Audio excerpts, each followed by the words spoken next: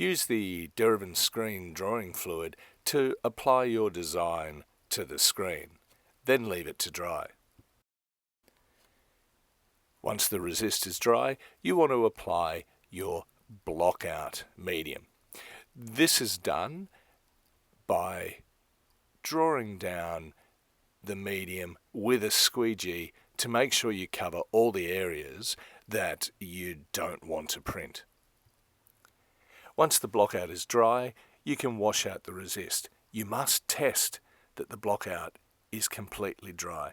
If it moves at all, you get any colour coming off, then stop and leave it to dry properly.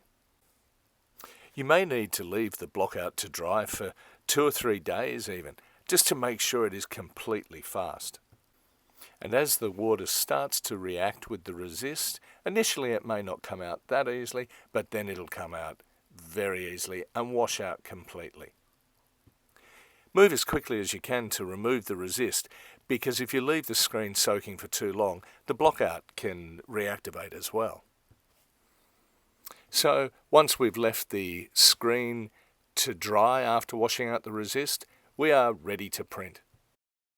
So here we're printing white on black fabric, so we'll actually need 2 passes, or 2 coats if you like.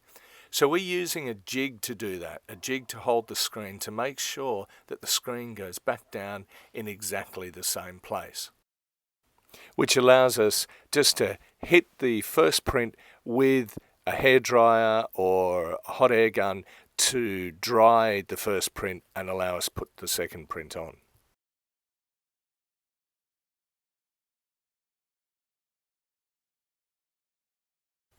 And there you have how to do a screen print from go to woe. Why not give it a go yourself?